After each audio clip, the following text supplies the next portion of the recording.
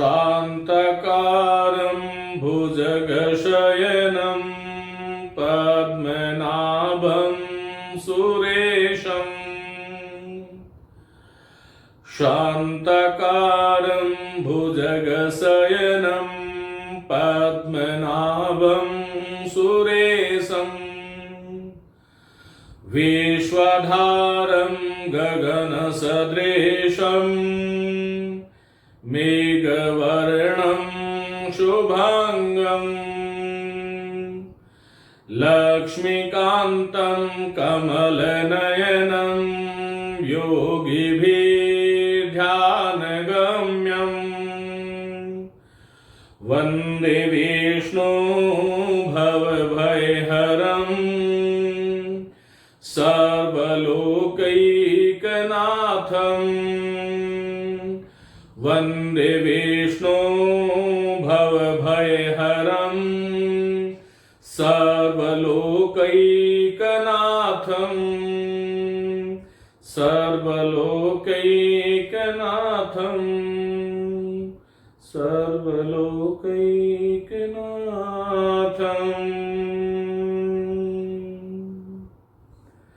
नमस्ते भवतां सर्वेषां हार्दं स्वागतम्।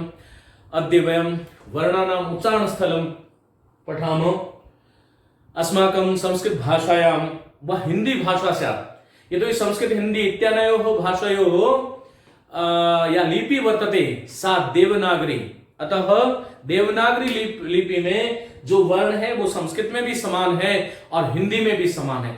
कुछ चीजें जो संस्कृत में अधिक है और कुछ चीजें जो आधुनिक हिंदी में नई जो जिनकी गवेषणा हुई वो कुछ अलग है। बाकी वर्णों का उच्चारण स्थल जो है मित्रों वो सभी का हिंदी और संस्कृत में समान है। तो मैं समझता हूं कि ये जो कक्षा है वो हिंदी और संस्कृत में समान रूप से उपयोगी है, ये ध्यान रखिएगा। चलिए, कौन से वर्ड को कहां से हम बोलें, क्योंकि मनुष्य के पास ईश्वर ने ऐसी एक अद्भुत शक्ति दी कि वह सायास भी और अनायास भी जो है वर्णों का सही उच्चारण कर सकता है यदि अभ्यास है तो।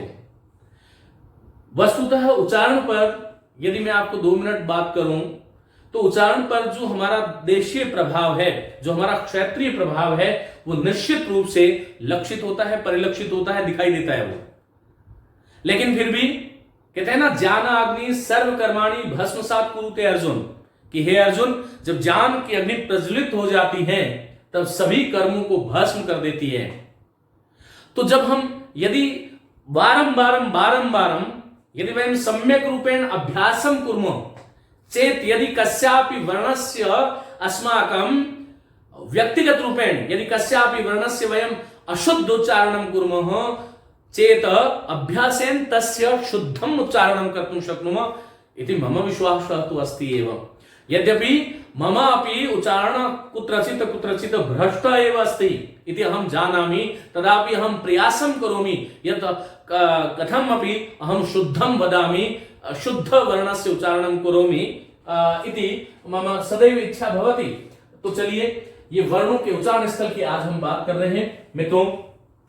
देखिए, महर्षि पाणिनि ने संज्ञा सूत्रों में ही इन सूत्रों का कथन किया। लघु सिद्धांत कौमुदी में जो है हम पढ़ते हैं कि लघु सिद्धांत कौमुदी में संज्ञा जो प्रकरण है उसमें इन वर्णों का जो उच्चारण स्थल है उसको सम्मिलित किया गया, क्योंकि वो वर्णों की संज्ञा भी करते हैं, ये ध्यान रखो। तो देखो, पहले हम यहां पर ध्यान रखेंगे, एक टेबल मेरे साथ आप बना लीजिएगा। यहां पर मैं जो है ना कुछ लिख रहा हूं, आप मेरे साथ साथ लिख दीजिएगा बोधक सूत्र।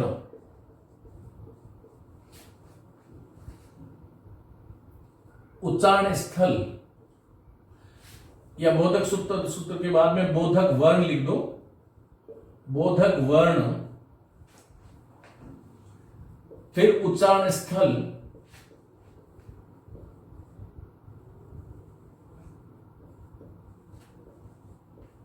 और फिर इन वर्णों की संज्ञा क्या है।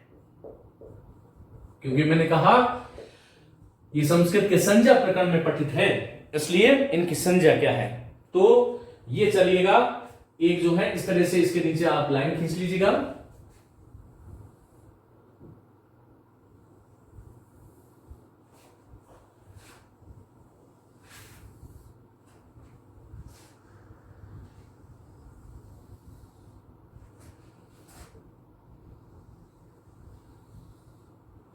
चलिए मित्रों, मैं यहां से शुरुआत कर रहा हूं। 1 नंबर पहला सूत्र देखो, इसमें समझाने से ज्यादा केवल यदि मैं वैसे बात करूं तो वैसे तो क्रियात्मक है पूरा का पूरा ही, लेकिन समझाने से ज्यादा तथ्य हैं, तो मेरे साथ तथ्य लिखते जाइएगा। क्या है, चलिए पहला सूत्र जो है वो है अकुह विसर्जनीयानाम कंठ। ये पहला सूत्र है। ये हमें ये कह रहा है कि इस कंठ से पहले जो उधर जो वर्ण लिखे हुए हैं उनका उच्चारण स्थान जो है वो कंठ होना चाहिए। विद्यार्थियों, अब यहां पर देखो, अ जो है इसका अर्थ क्या है। देखो, अ जो है ये 18 प्रकार का अ है। मैंने आपको बताया था अ का पूरा कुल है 18 प्रकार के आकार, मानी 18 प्रकार के जो अ है। अब वो 18 प्रकार कौन से हैं ये ध्यान रखो, क्योंकि वर्णों के स्वर वर्णों के पहले 3 भेद होते हैं ना, ह्रस्व दीर्घ और प्लुत। फिर उस प्रत्येक ह्रस्व के उदात्त अनुदात्त और स्वरित, फिर उसके प्रत्येक के दीर्घ के भी उदात्त अनुदात्त और स्वरित, और फिर प्लुत के भी उदात्त अनुदात्त और स्वरित, और फिर प्रत्येक उदात्त के 2 भेद हो जाते हैं, अनुनासिक और अननुनासिक। फिर अनुदात्त के भी अनुनासिक और अननुनासिक। इस प्रकार ये अ जो यहां पर जो कहा वो अपने पूरे कुल का बोध कराता है, ये ध्यान रखिएगा। और कु जो है, अब मैं इसको यहां से हटा देता हूं, 18 प्रकार बता दिया। अब मैं ये ध्यान रखिएगा कि अ का पूरा कुल जो है, आप चाहें तो मैं कोष्टक में 18 प्रकार लिख देता हूं।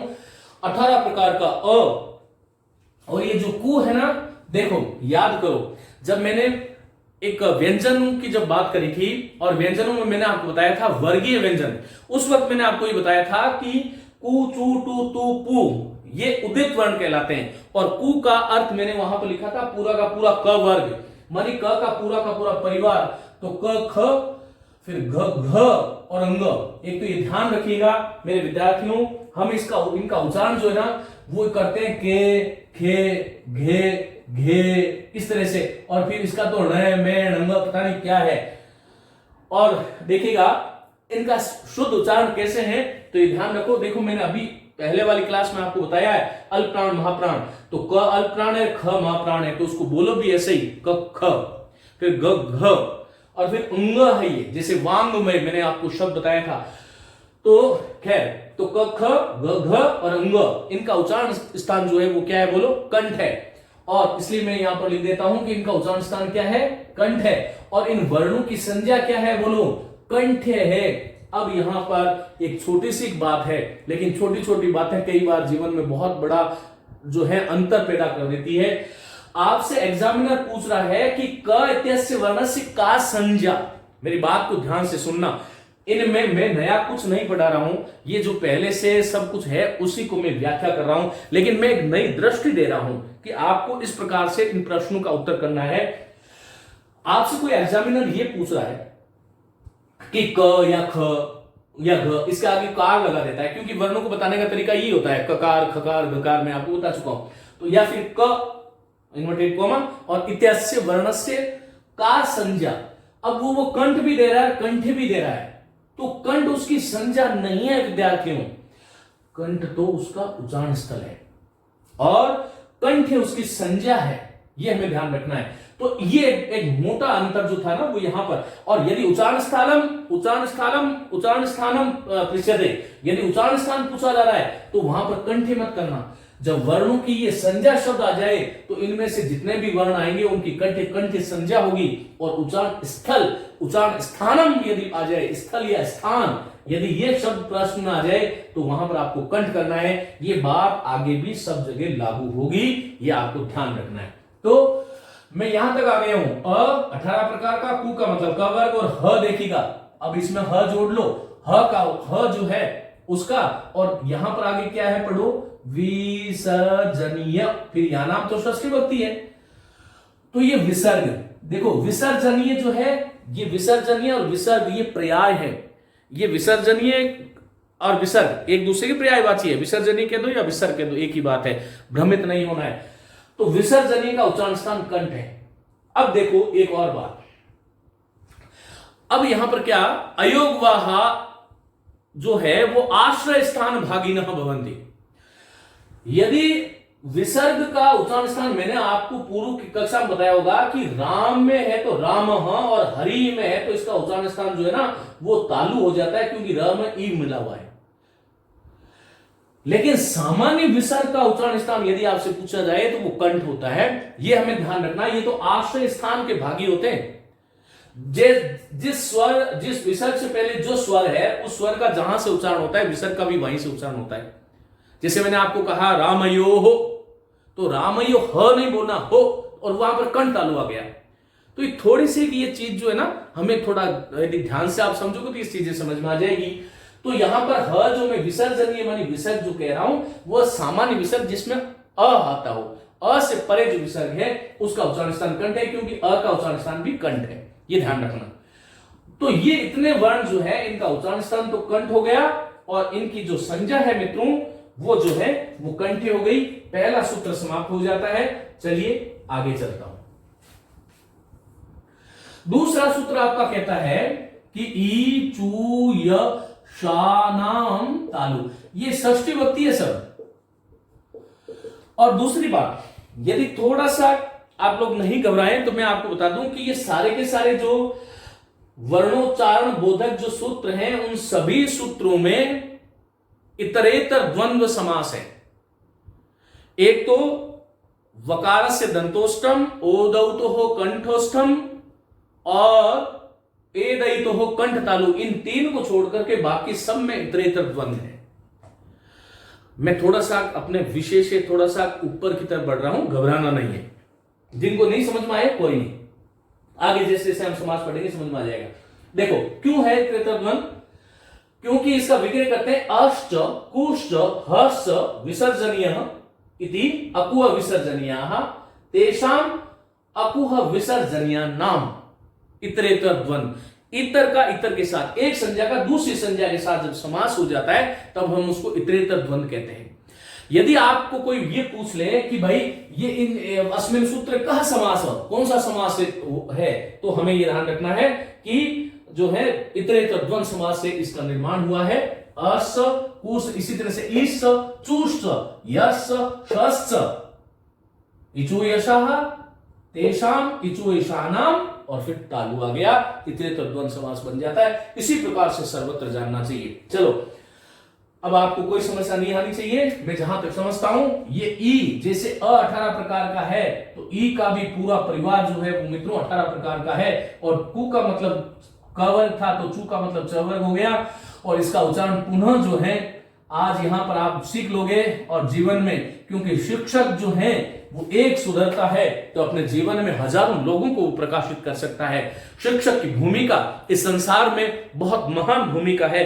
शिक्षक कहते हैं ना, गुरुर ब्रह्मा गुरुर विष्णु गुरुर देवो महेश्वर गुरुर साक्षात परम ब्रह्म तस्मै श्री गुरुवे नमः। गुरु को सबसे बड़ा माना गया है, क्योंकि वो एक गुरु, आप में से एक व्यक्ति यदि इसको ढंग से बोलना शुरू कर दिया, सीखना शुरू कर दिया, तो न जाने जीवन पर्यंत आप कितने लोगों का मार्गदर्शन करोगे। तो ये देखो चह छह नहीं बोलना है इसको। आज के बाद में जितने भी लोग इस कक्षा को जो सुन रहे हैं वो ध्यान रखिएगा, एक अल्पप्राण दूसरा महाप्राण। तो च छ ज झ य बिल्कुल जो है एक तारतम्यता में ध्वनि निकलनी चाहिए और तालु से निकलनी चाहिए। च छ ज झ य, देखो ये कंठ है, कंठ के नीचे ये काकल है, जो हिंदी में काकल आते हैं ना, ह का उच्चारण स्थान काकल मानते हैं। और ये कंठ से थोड़ा ऊपर जो जिह्वा का जो मूल होता है उसको ऊपर जिह्वा मूल वाला कहते हैं। और दांतों से जो पीछे का जो भाग है वो तालु है, ये ध्यान रखना। दांतों के पीछे जो कठोर प्लेट होती है वो तालु है, ऊपर वाली जो है वो मूर्धा है। हम हिंदी में इसको और थोड़ा विस्तार से समझा देंगे, अभी आज इतना ही समझिएगा।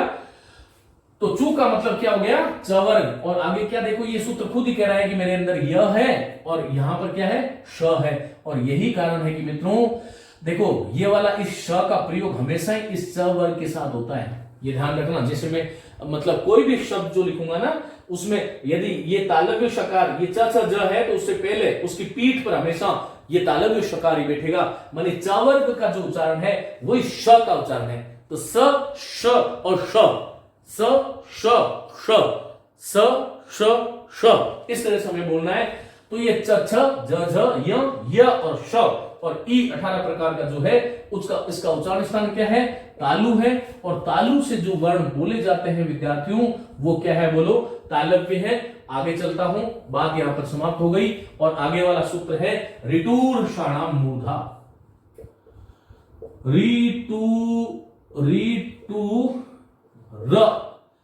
षाणाम मूर्धा, थोड़ा अलग अलग करके लिख दिया ताकि आपको ये मूर्धा, देखो जहां से ट बोलते हो ट ट, तालु से पीछे का जो ऊपर का ठेठ जो छत है ट, बिल्कुल ठेठ ऊपर जो लग रहा है वो मूर्धा है। तो देखिए री, तो री कितने प्रकार का हो गया? घबराना नहीं है, 18 प्रकार का भी है और 30 प्रकार का भी है, क्योंकि री और री की सवर्ण संज्ञा हो जाती है। तो एक तरह से ये री, लेकिन यहां पर ये 18 प्रकार का ही है री, क्योंकि री का उच्चारण स्थान तो फिर अलग हो जाएगा।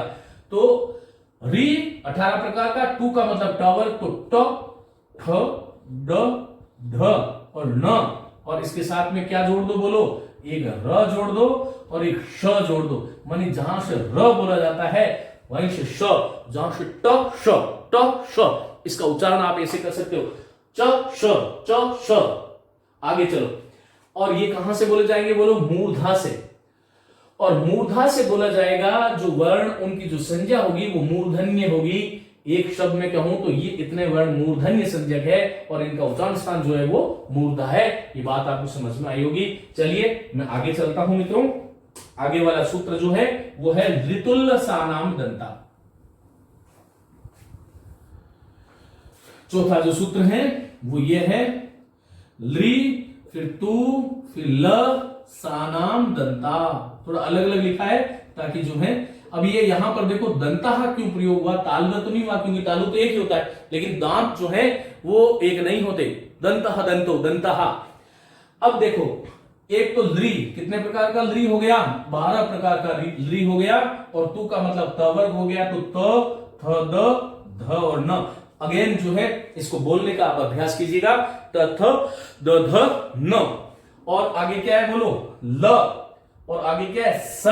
इनका उच्चारण स्थान क्या है? दांत। अब ये दांत एग्जैक्ट जो है इसका उच्चारण स्थान नहीं है। दांत से पीछे जिसको हम हिंदी में आजकल उसको वर्त से कहने लगे, मसूड़ा, है ना? तो इनका उच्चारण स्थान वही है, क्योंकि त, थ, द ऐसे नहीं बोलते हम, इससे थोड़ा सा नीचे। लेकिन दांत से वहां पर तात्पर्य ये वाला दांत जो कठोर भाग है ये नहीं है, इस दांतों के बिल्कुल जस्ट ठीक पीछे जो है जिह्वा इसकी जड़ में लगती है दंत, इसलिए दंत कहना अभिप्राय होगा, मैं ऐसा समझता हूं। इनका उच्चारण स्थान दंत है और दंत से बोले जाने के कारण ये जो वर्ण है ना इस लाइन वाले, इनकी मित्रों जो संज्ञा है वो दंत्य है। तो सूत्र था ऋतुल्य सानाम दंता।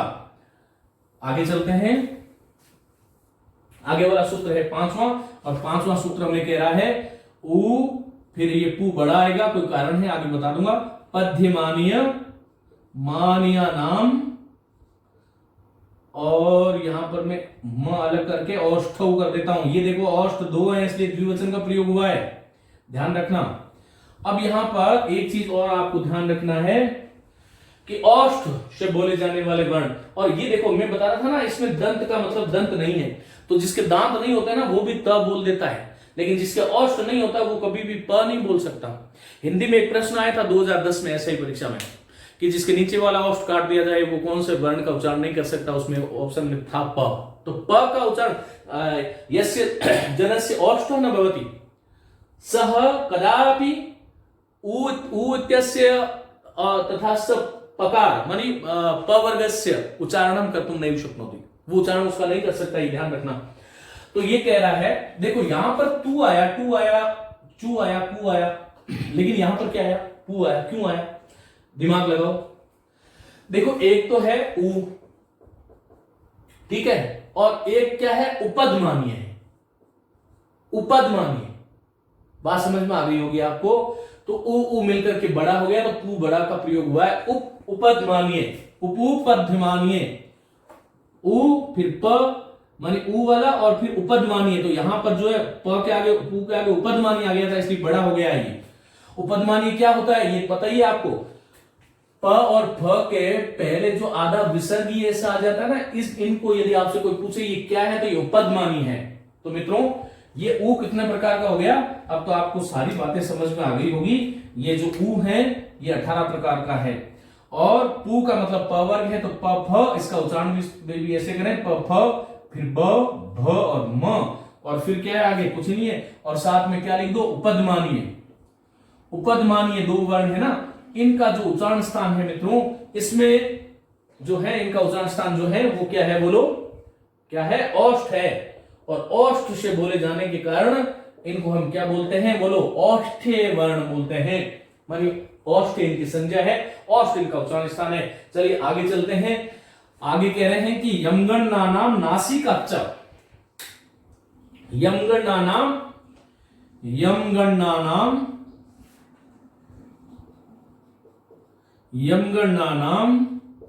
नासिका च, मानी कि अब देखो पंचम वर्ण आगे सभी वर्गों की, सीधा लिख देता हूं फिर बताऊंगा। य म ग ण, ये ग ण और न, और इनका उच्चारण स्थान जो है वो नासिका, लेकिन आगे क्या लिखा उन्होंने, च। विद्यार्थियों, संस्कृत वर्णमाला में 10 वर्ण ऐसे हैं जिनके 2-2 उच्चारण स्थल है, और ये बात थोड़ी सी समझने योग्य है, ये ध्यान रखना। देखो ये कह रहे हैं कि च मानी और च का अर्थ क्या होता है, बोलो और, क्योंकि इन य म ग ण न 5 वर्णों का जो मैंने यहां पर लिखे हैं क्रमश से 1 से 5 तक में भी आया। देखो यहां पर यह अंग आया है, यहां पे य आया है, यहां पर न आया, न आया, तो इनका उच्चारण स्थान, न का उच्चारण स्थान दंत भी है, म का उच्चारण स्थान ओष्ठ भी है। लेकिन आपसे यदि पूछे कि य म ग ण न, इनमें से कोई भी वर्ण आपसे पूछ लिया कि य इत्यादि वर्ण से उच्चारण स्थानम किम अस्ति, और उसके साथ में देखो य का पूछ रहे हैं हमें ना, तो य का तालु भी दिया है और नासिका भी दिया है, तो आपको नासिका करना है, क्योंकि पहले तालु का लेकिन लास्ट में क्या कहा, नासिका, ये ध्यान रखो। लेकिन और एक चीज, यदि आपसे पूछे कि य इत्यादि वर्ण से उच्चारण स्थानम किम अस्ति, हिंदी में बता रहा हूं कि ये य, इस वर्ण का उच्चारण स्थान क्या है, एक ऑप्शन में तालु आ रहा, दूसरा में नासिका आ रहा, और तीसरे में ना तालु नासिका आ रहा है, तो तालु नासिका करना है, क्योंकि किसी भी परीक्षा में आपको सही उत्तर चुनने के अंक नहीं मिलते हैं, सबसे सही चुनने के जो है अंक मिलते हैं। ध्यान रखना, कोई भी परीक्षा देने जाओ तो अगली बार देखना, आपसे ये कहा जाएगा सबसे पहले कि सबसे उचित विकल्प का चयन करें, मानी सबसे उचित विकल्प जो है उसका आपको चयन करना है। तो य म ग ण न जो है इनका नासिका उच्चारण स्थान है। च इसीलिए कहा कि भाई इनका उच्चारण स्थान अपने अपने वर्गों के साथ तो हो ही रहा है, लेकिन इसके अतिरिक्त भी है, इनका उच्चारण स्थान नासिका है। और मित्रों, जो नासिका से बोला जाता है उसको क्या बोलेंगे अपन, नासिके बोलेंगे, ये हमें ध्यान रखना है। साथ साथ में आगे चलिएगा। अब यहां पर 7वां सूत्र ये कह रहा है कि ए दई तो हो कंठ तालु। अब बहुत सरल है, वैसे तो सारी चीजें सरल है, बस दिल से यदि आप पढ़ लो तो सब चीजें सरल है। ए दई तो हो कंठ तालु, यह प्राणी अंगत्वात् द्वंद है, प्राणी अंगत्वात् द्वंद है इसमें, बाकी इनमें सब में इतने तो द्वंद है। यस म स अंग स न स न स यम गणना तेषाम यम गणना नाम, इस तरह से। लेकिन यहां पर प्राणी अंगत्वात् आ गया, इसलिए एक वचन का प्रयोग हुआ। एदयितो हो कंठ तालु, एत ऐच्च, एच्च ऐच्च तयोः एदत् एद एदयितो हो, मानी इसका मतलब यह है, सीधा सीधा यदि मैं आपको, आप इसमें उलझिए बिल्कुल मत, ये बहुत सरल है मित्रों। इसका उच्चारण स्थान जो है ना, किसका, ए और ऐ का उच्चारण स्थान यदि आपसे कोई पूछे तो क्या होगा, बोलो क्या होगा, कंठ तालु होगा। और कंठ तालु के पीछे एक तरीका मैं आपको याद करने का और बता देता हूं, क्योंकि ए जो है ये वाला, इसमें अ और ई 2 मिले हुए हैं। अ का उच्चारण स्थान कंठ है और ई का उच्चारण स्थान तालु, इन दोनों को जोड़ दोगे तो कंठ तालु हो जाएगा। मैंने आपको ये कहा था कि संस्कृत वर्णमाला में 10 वर्ण ऐसे हैं जिनके 2-2 उच्चारण स्थल है। वो किसके हैं, 5 तो ये रहे, 2 ये आ गए, 7, और फिर एक 8वां सूत्र और लिख देता हूं मैं, ये रहा आपका 8वां सूत्र। और 8वां सूत्र हमें कह रहा है ओ, फिर दौ और तो हो, क्या है, कंठोष्ठम, कंठोष्ठम, ध्यान रखना। तो यहां पर क्या हो गया, बोलो ओ और औ हो गया। और आगे एक सूत्र और पहले लिख देता हूं मैं, एक 9वां सूत्र जो है वो कह रहा है कि वकारस्य दंतोष्ठम, वकार जो है उसका वो ऊपर तो है ही है, लेकिन इसका दंतोष्ठम है। वकार से दंतो, व जब बोलते हैं व बोलते हैं तो वो दंतोष्ठ है। हिंदी में यहां पर इसको औष्ठ भी माना गया है, ये ध्यान रखना। लेकिन इसको दंतोष्ठ, संस्कृत में मूलतः इसको दंतोष्ठ मानते हैं। यहां पर हिंदी जब हम पढ़ाते हैं तो उपूव औष्ठो ऐसे कह देते हैं। तो देखो वकार से दंतोष्ठम ऐसा यहां पर आया, इससे आप जो है ओ औ वापस आ जाता हूं। ये क्या होगा, इसका उच्चारण स्थान कंठोष्ठम होगा, और कंठोष्ठम से होने के कारण क्या होगा, कंठोष्ठ्य, ऐसे आप इसका उच्चारण, ये संज्ञा इनकी ये है, और इनकी संज्ञा जो है वो मेरे विद्यार्थियों कंठ तालव्य है। तो इस तरह से आपको ध्यान रखना है। वकार जो है उसका उच्चारण स्थान जो है वो क्या है, बोलो, दंतोष्ठम है। दंतोष्ठम ये केवल व है, इसका उच्चारण स्थान जो है वो दंतोष्ठ है, और दंतोष्ठ से बोले जाने के कारण इसको क्या बोलेंगे, बोलो, दंतोष्ठ्य, माने इसकी संज्ञा जो है वो दंतोष्ठ्य हो जाएगा। सब में यह प्रत्यय जुड़ जाता है, दंतोष्ठ्य। इस तरह से ध्यान रखना।